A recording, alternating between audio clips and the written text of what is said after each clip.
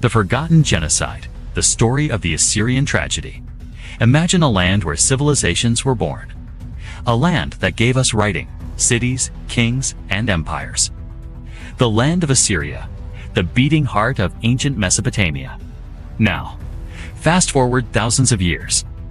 The descendants of that mighty empire still live there. Christian, Aramaic-speaking people proud of their ancient heritage. But in the early 20th century, something unthinkable happened. A catastrophe so immense, so cruel, that it nearly erased them. This is the story of the Assyrian genocide. A story that history almost forgot. Chapter 1. Shadows Before the Storm. To understand what happened, we must first go back to the crumbling edges of an empire. The Ottoman Empire by the early 1900s was sick, shrinking, desperate. Nationalism was rising. Minorities were stirring. And the old Ottoman identity, Muslim first, everything else second, began to turn deadly. You see, the Assyrians were not just another minority. They were Christian, ancient, proud, and distinct. They spoke SYRIAC, a dialect of Aramaic, the language of Jesus. They lived mostly in what's now southeastern Turkey, northern Iraq, western Iran, and parts of Syria. For centuries, they endured discrimination, forced conversions, and violence. But nothing could prepare them for what was coming in 1915. Chapter 2. The Empire Strikes. It began quietly. Whispers, arrests, rumors. Then the storm. The year is 1915. The Ottoman Empire, fighting in World War I, declares internal enemies: Armenians, Greeks, and Assyrians.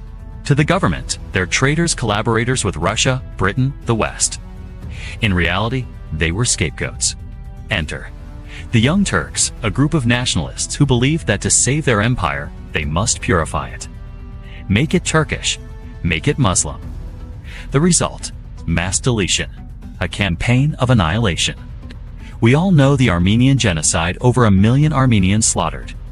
But few realize that the same fate fell upon the Assyrians, often side by side with their Armenian neighbors. Chapter 3. The Year of the Sword. The Assyrians call it Sappho, the Year of the Sword. And the sword fell hard. In the mountains of Hakkari, Assyrian villages were surrounded.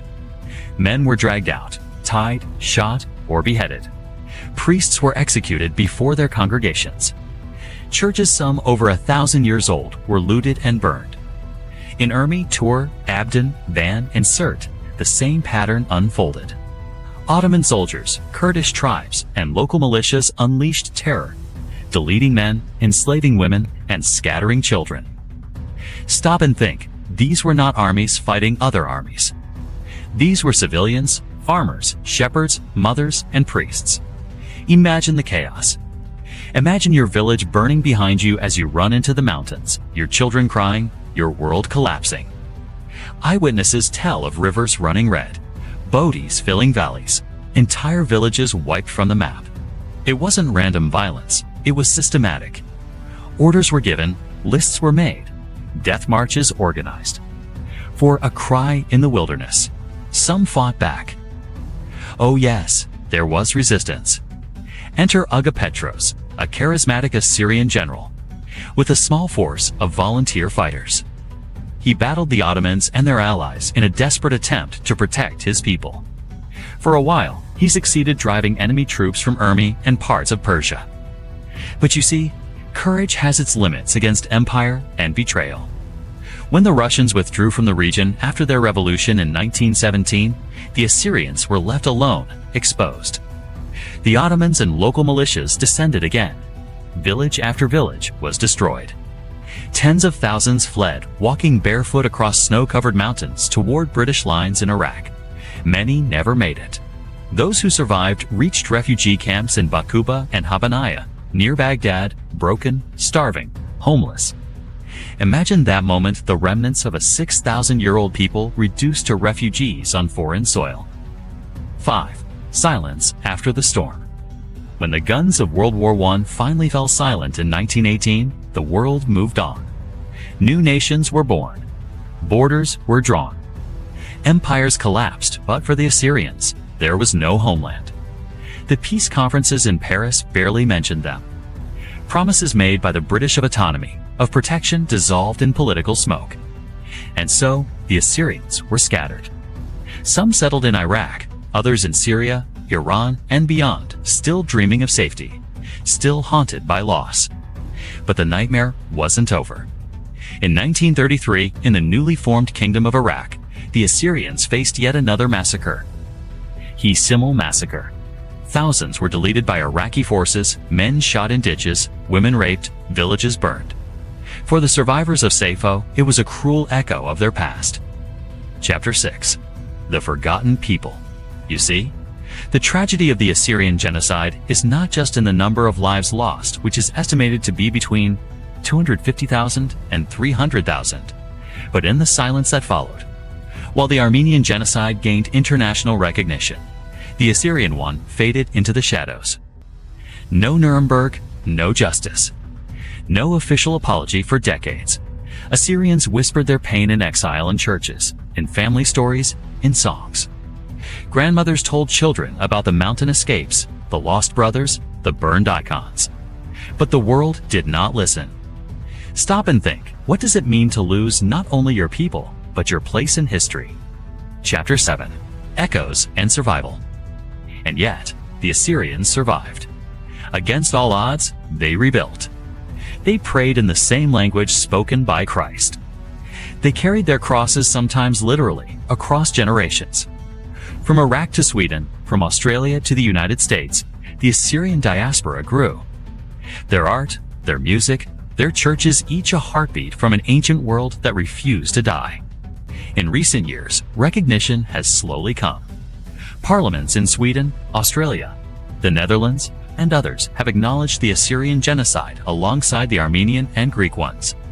Historians have unearthed documents, letters, and testimonies proof that the Assyrians were deliberately targeted.